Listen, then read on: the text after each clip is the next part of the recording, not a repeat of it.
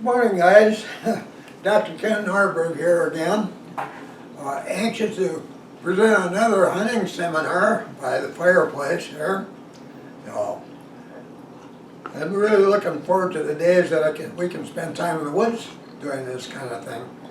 But got a couple of good subjects for you today. The first one is going to be a little bit shocking to a few million of you hunters out there, and you'll understand why when we get to that. But it's an important thing to know.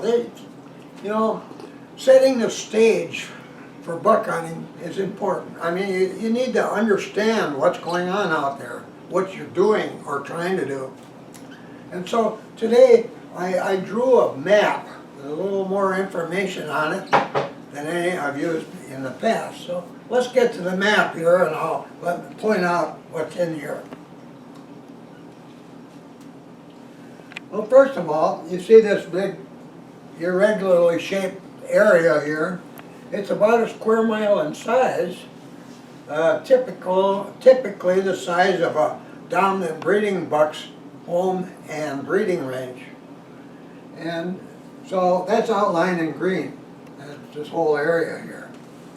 And typically, like in my study area up near the Canadian border, there's 4 or 5 doe home ranges. They're smaller. And they generally range in size from 90 acres up to 250. You don't see many that big. But the average is about 125 acres. And so in this particular square mile, we've got these 4, and they're outlined in blue.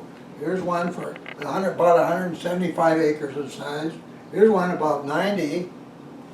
Here's one about 125. This is kind of average. And here's a bigger one. It's 190 acres. And they're separated. There's what we refer to as buffer zones. Usually there are natural things like here's a high ridge and here's a little stream and spruce bog between those. And sometimes it's a river or stream that separates them, or it's an opening here, a swamp or bog. But in this case, right in the middle here, so there's those 4. In the middle here, this area that's cross-hatched with red, that's a clear cut. And this particular clear cut is just a few years old now, but it still attracts a lot of deer. Grass, other green foliage, or clover, wild clover, there's wild red clover in there during the summer months. And our deer generally switch from greens to browse on November 8th, just like clockwork every year. Just today they're eating greens, and you go out there, and tomorrow there's all these woody shrubs that are growing patches in here. Kind of alternates. It's not uniform. There can be second growth popple filling in here and there, and evergreens getting bigger, 6, 8 feet tall now, and red oak saplings growing here and there. But there's all kinds of food that are favorites of whitetails in wilderness areas. No farm crops here, just this stuff. And there's some curious things about that. The doe that lives in any one of these ranges, the mature doe, can be hell on wheels if another doe from another range starts messing around in her range. That doe that lives there is like the dog in your yard, and another dog comes here, will be vicious. It'll chase that and it'll kick the thing, just be mean as can be to that doe and her fawn or yearling that might be with her, and chase them out of there. But curiously, they seem to have a truce during the period that does are in estrus for 2 weeks in November. This doe is in estrus, and the big dominant buck is with her, and this one is in estrus. It's got to be bred within 24 to 26 hours. Or if they aren't, then it'll be in estrus again 28 days later, and 28 days later again after that, getting you way into the first part of January. But anyway, At that time, this doe can go over here and it won't be chased out. It seems like this doe understands. So, anyway, but the rest of the time, they're really mean about that. But here we got this big clear cut, it's about 8 acres in size, and where we hunt up in northern Minnesota in the national forest lands, they don't make clear cuts like a little 40-acre square, a square mile, you know, turn it into a moonscape. Nowadays, they only cut where timber is large enough to be cut. And we end up with irregular edges like this, and a lot of times little islands of mature timber left in there, and then points between on sides and things like that. It looked like the outline of a lake with irregular edges, which is great for deer and great for grouse. All this edge, and but anyway, when there's something like that in between, these doe ranges, every doe and their young will share that. Sometimes together, a lot of times maybe this one maybe will only feed here for a week at a time. This one may only feed here. The doe and its young may share this area with the doe and young that live here in this area.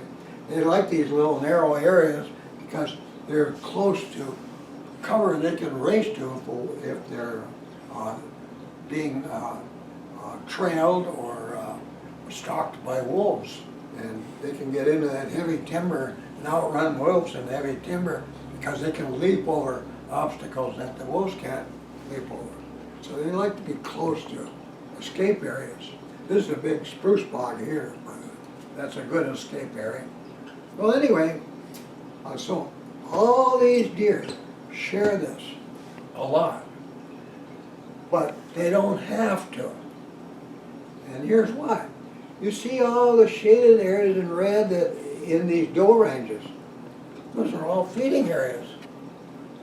Every doe has 1 to 4 different areas, in this case, maybe more, to feed in on any one day. They don't have to feed somewhere where they can't approach their feeding area from downwind. They like big feeding areas because when they're feeding, they like to be feeding into the wind for long distances. Here, west wind, they go over here and feed all along here for hours, 2 or 3 hours, 4 hours, always zigzagging into the wind so they can avoid any ambushes that might be ahead of them. So us hunters, like, you see all these little, let's get to this part, all these dotted black lines, those are trails, deer trails, connecting deer trails that my sons and I have adopted for our own use during deer hunting season. 2 weeks before deer hunting season, we walk all over this area. Don't have to stick to trails. We want to know what's what throughout that whole square mile. But once deer hunting starts, 2 weeks later, we only walk on this looping trail that goes all the way around like that, with the exception of one that follows an old logging trail, you know, where this area is logged. The logging trail goes up here, and it kind of goes along the edge of this timber, and the trail we want is in the timber, and it comes up here, and there's a place where it goes across here, and it's a little bit open there, but this area is low, and this area is high. So when we cross there, the deer down here can't see you. So that's kind of good, but we still have to be paying attention to wind side. Like a lot of times on opening weekend, we have a south wind blowing. That's pretty common where we hunt. I don't know why, but it's from the south. And when it is, I like to go up here, cross over here, and then go south to this edge here, and sit here or here. Kind of like this one. There's a high spot with some leftover timber here, and sometimes when they're feeding here, there's a breeze, you know, and they like to lay on that little knob there with, there's evergreens about this tall. That thing is covered with little beds there, and big bucks love to do that. They like to lay out in leftover timber in these big clear cuts where they can see a long way around, all the way around them. They'll take off and go in opposite directions. if they see a hunter approaching them. But anyway, this is all heavy timber all the way to here and over to here. I like this spot too because there's a real definite well-used deer trail that comes down here and hooks up to the end of this little spot right here. That's a good one. This is, sometimes we'll just go across here, you got an east wind and we get crossing the deer that live in here, going back and forth across this old logging trail that went over to here. And I like to sit there and watch that area. But see, there's all kinds of spots here, you know. This is feeding here, this is a steep hillside here. This is all steep, 45-degree angle. Covered with red ochre. Boy, when the deer start eating woody browse plants, this is a favorite spot. They love that. They like that even better than this. And we had a trail around those high spots here where we've selected deer trail spots in the past, or sometimes when we're just scouting 2 weeks before, we'll see spots where, holy cow, look at all the big buck tracks here and droppings. And it gets on this trail, goes up into this feeding area. Might be this buck here. These big green X's are bedding areas for bucks. But anyway, it's been coming in there to feed, obviously. And so, gee, we need to have a stand site here. It'd be a great one for a south wind or maybe southwest. And right in the middle of that feeding area, because it's all heavy timber in there. Popples. Some of them are 60, 70 feet tall there. But a lot of red osier on that hillside. Just bright red when the sun shines in there. And same way over here. So we got, so some of these spots are, we think, you know, this could be pretty good during the deer season if we find big bucks, droppings, or tracks fresh in these areas. So keep that in mind when we're looking for fresh sign during the deer season. We're using this trail only. But boy, it covers a lot of country. And there's no way you can walk on that trail that loops all the way around it without seeing tracks and droppings made by 5 mature bucks. And your next place. So, well, yeah, let's talk about that little thing over here. Typically where we hunt, because there's a lot of wolves, we don't have big deer populations. And this is about as good as it gets for us. In a doe home range, most of them will have 1 mature doe. We'll have 1 yearling in November. Now, half those yearlings are bucks. Those would be the spike bucks or forkies, but it'd be the yearling bucks. And we'd be lucky to have 1 fawn for each one of those does. It's a good year, like this last winter. Most of our does right now have twin fawns. So any does that are 2.5 years of age or older all have twin fawns this year. But by November 1st, be lucky to have 1 for each doe. So typically, we'll have 1 doe, 1 yearling, 1 fawn in each one of these areas. That's it for those deer. And then mixed up in here in overlapping ranges are bucks.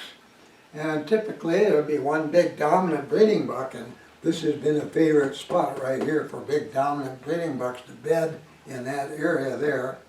And a dominant breeding buck might be 4.5 to 6.5 years of age. Whitetail bucks are in their prime at age 5.5. Their antlers are the biggest, they have the most bulk in them. They start to go downhill in the wilds at age 6 now.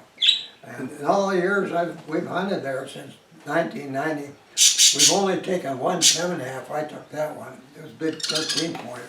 But anyway, so in all this area, in this square mile, we'll end up with about 12, 3 deer in each one of these 4 ranges. That comes to 12 deer in there, and about 5 mature bucks. That's 2.5 to 6.5 years of age in this square mile. a total of 17 deer. And that's in a poor year. You know, a lot of areas across the United States, deer are overabundant. You might have 30 of them in a square mile. Typically in most farm areas where deer numbers are what your deer managers consider normal, they have 20 to 25 deer in a square mile in farm areas. So, but where we are, 17 deer in that square mile is pretty good, and a lot of times it can be a lot less than that. In my southernmost buck ranges in my study area, we're down to 5 total right now. I hope things look a little better this November, we'll see, because of our last mild winter. Well, anyway, so that's something to think about. So anyway, like I've talked about before, the only trails we walk on during introducing is this looping trail like that goes through this square mile, and where we're sure to find fresh tracks. And the reason we'll find fresh tracks, because that's the only one we'll use, except for maybe this one. This will be an exception. Call that one a long stand side approach trail. But most of these others will be about maybe 100 yards from that main, what we call a cruise trail. And every one of those will be at least 100 yards or more apart, because when a buck finds you there, he'll start avoiding your stand site, keeping away about 100 yards or so from it. And so you want stand sites at least 100 yards apart from any previously used stand site during the hunting season. So we got to have a lot of them, because we change stand sites often, every day, every half day. Some days we'll use a stand site as second half day, so we'll use one in a whole day. And sometimes we'll go back to one that looked really good on opening day for opening, but it didn't pan out that way. Go back 5 days later and boom, get a big buck there. So, but most of the time, we'll use these X trails going to stand sites once the hunting season. So that's the only places those deer living there are going to run into fresh trail scent made by us. They'll find it a lot on this big one, but since that's the only trail we use when we're going back and forth every day, all those deer have all kinds of area in their normal ranges that they never find their trail scent during the hunting season. Big areas.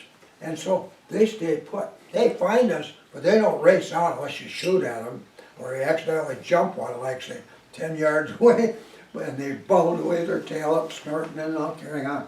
But otherwise, they stay in their ranges the whole hunting season, because that's the way we use our trails. Now, here's some interesting things here. You see all these areas, you know, all the feeding areas.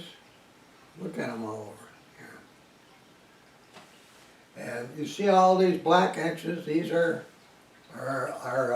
actual or potential stand sites that they use during that hunting season. But so these deer, because they find us fast, these bigger feeding areas have a big advantage. Let's say you were sitting here and we had a north wind that day, and son of a gun, this big buck that was over here, he came out, he was on the other side, and he spotted you move. And you looked at, you might even know it's not, maybe not even realize it's happening, but he saw you move. And he's staring at you and staring at you, and he can stand there frozen for 15 minutes. Then he sees you move again. So, I'm not coming here anymore while there's human voices or gunshots or anything like that. Motor vehicles are in the woods. So, anyway, he's not going to come back there anymore. Well, that's not the end of that hunt for him. See, the next time, let's say the wind's from the southeast, that's the spot I'm going to go. That buck is going to probably end up over that area, especially if I find really fresh tracks made by that buck in the snow here, just made this morning, or maybe last night. You come there and sit there. See, everywhere we go and we're thinking this way, we're always hunting in a way and in a place where our odds for taking a big buck are really good, really good. I won't go all into that, but always really good. Okay, so look at all the good spots we got figured out on this map here. Places to hunt for different wind directions, so we can always approach from downwind or sit downwind or crosswind. Now you say, gee, you go around this way, they're bound to smell you downwind. Yeah, but they don't pay much attention to you if your scent's coming from 200 yards or more away. Isn't that amazing? They might be feeding and say, oh yeah, but oh, he's way over there. And whitetails can judge the distance you are away by airborne scent alone. In fact, if, let's say the wind's from the south, and this doe you're living here is in estrus, a buck up here a mile away can smell her. They can smell you too. They know you're out there. But as long as you're 200 yards more away, they don't give a darn. That doesn't bother them. They'll even walk on your trail. You go out in the morning. So let's say it's 9 o'clock. Well, I'm going to my bedding area, and I'm going to walk on this trail to get close to my bedding area before I lay down. They don't care. They know you're sitting out there in the woods somewhere, and they don't have to worry at that time of the day. And you don't counter that by marching up and down here all day. You never get away with that. So, in fact, doing that, you might say, well, oh, it isn't safe to come here in the middle of the day anymore, or at 10 o'clock or 9 o'clock. So I'm not going to walk there anymore. I'll just walk through the woods here to get to my stand site or my bedding area. So there's all those things. So you see all the advantages here of the way we hunt? Now look at this. That little red dot there represents an area about the size of this room, maybe let's say 36 feet long and 12 feet wide. About the size of an average food plot I've seen in the woods made by other hunters. A food plot, little bitty food plot. What advantage does that have over all this other feeding area? Well, whitetails are pretty good at finding the best food available within their ranges whenever it becomes available. The stuff they really like, quickly. Well, that food plot's going to be one of those too. Everybody, deer that they're going to find it quickly. But what deer? Look at here. Do you think that deer or any of those other does are going to come here? No. The only does and yearlings and fawns that are going to show up here are the ones that live here. Out here, we got, wherever you're going here, we got odds, especially if the tracks and droppings are fresh, of taking a 1 of 5 mature bucks. How many, you got odds like that for here? Maybe 1, maybe 2. The buck that beds here, they might be 2.5-year-old or 3.5. We already know because of our experience. The big guy is here. He might, when he's cruising in search of a doe, and he might find this place. But no deer finds you more quickly and starts avoiding you more quickly than that buck. And these guys aren't far behind. 2.5s are kind of halfway between yearlings and 3.5. 3.5, by the time they're 3.5, most of these bucks are just about as good as gifted as that one for avoiding humans. But you don't see near as many deer there. And what's more, typically the guy's got a tree stand there, and this one would be just fine for a south wind sitting on the north side there, that little black X there. But what if tomorrow the wind is from the north, the northwest, or from the west? Gee, from the west it'd be blowing the scent all the way across the lower part of this square mile. All those deer over there know you're there, so, oh, we're going to feed over here, no problem, you see? You're really, really cutting down the odds here.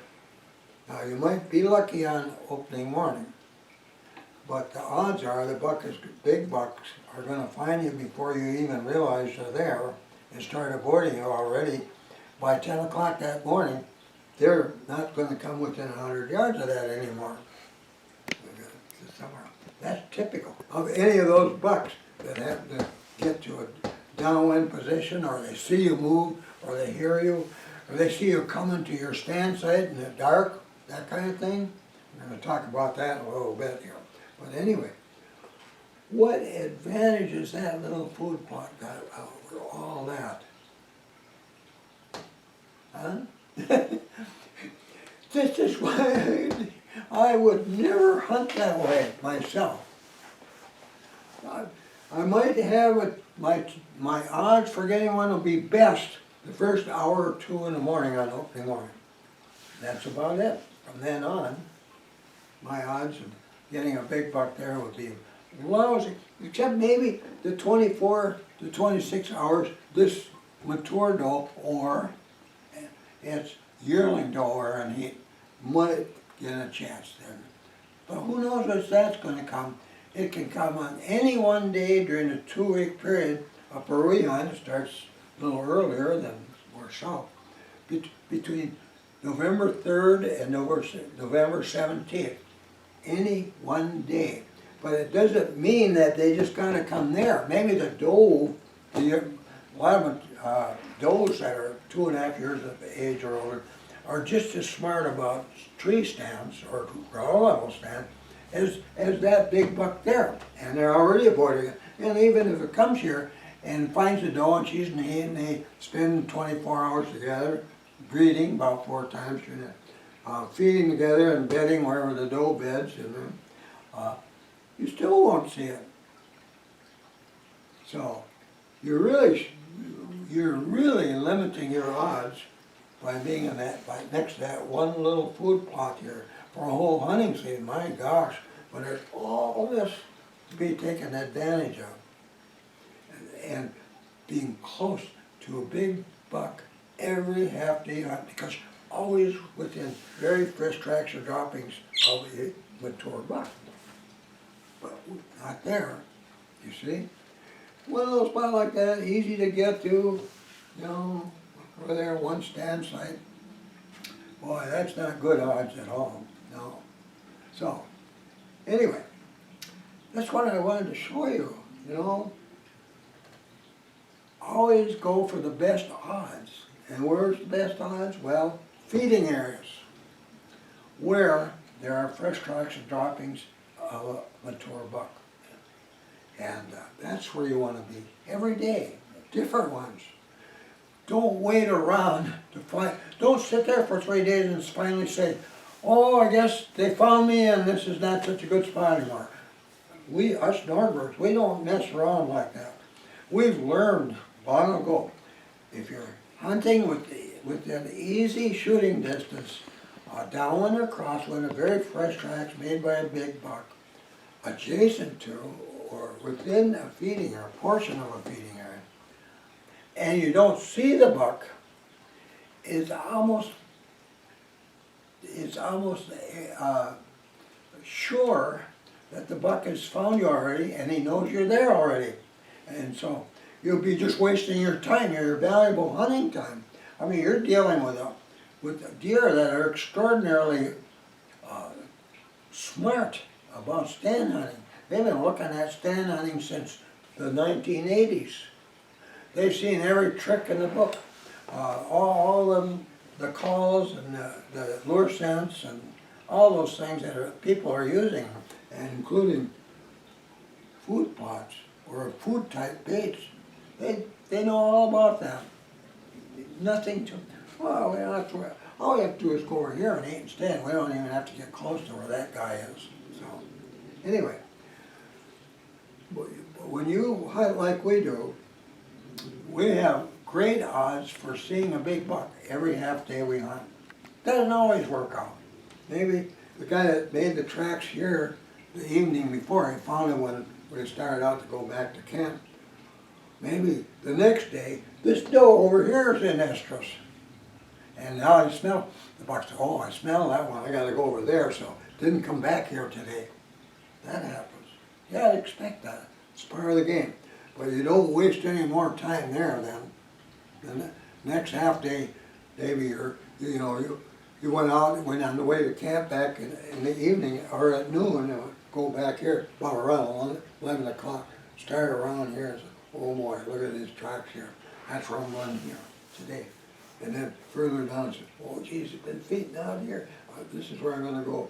Either to noon today, it depends on the wind direction, and maybe that one today, because that buck is moving around here and he's with a doe, and that's, you see the doe-sized tracks next to him. Well, anyway, in the snow, or in the mud, or whatever, sand, soft soils. So, always good odds. But look at the poor guy sitting here. But my son Dave has tried that a couple times.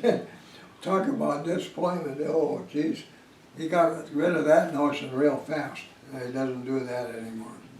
So, okay, with that now, how's that for some advice, eh? And think about this food plot. Think about what you're doing and missing. So, doesn't mean you can't get deer that way. People do that. Fawns and yearlings might be vulnerable to this for the whole season until you finally decide to shoot one. But not the big deer, not the mature deer. So with that, how's that for some great tips, eh? Well, with that, I'm going to leave you now, but I wish you'd do a couple things for me. If you like what you just learned here, which would be dynamite tips for improving your chance of taking big bucks in the future, be sure to subscribe to my YouTube account. Just press that red button down here. And if you like what you're hearing, do this for me too. This is a favor I'm asking for, I know, but it doesn't cost you anything, and it just takes a second. Give me a thumbs up if you like what you've heard today, would you please? I appreciate it. And with that, thanks for watching. Gee, I just found out today I'm coming up on 5 million minutes of people watching my seminars. You know, when you consider there's only about 15 million of us that want whitetails or deer in the United States, that's getting to a lot of people. I'm proud. I get a lot of nice letters. I really enjoy reading them. That's my big reward for doing this kind of work and for all the research I've done since the 1960s. And I enjoy sharing what I've learned with other hunters. So, and you're going to enjoy what happens when you start doing some of the things that I suggest you do. So, with that, goodbye for now, and I'll see you a little bit later. Thank you. Be sure to visit my website. Here's the link. Here you'll find links to my blog posts, my Twitter account, my YouTube account, my Amazon store with links to my ebooks, my son's eBay store, a money saver if you're ordering from Canada or other countries. And be sure to sign up for my email updates. Here you will also find deer and bear hunting articles, my website bookstore, and much more.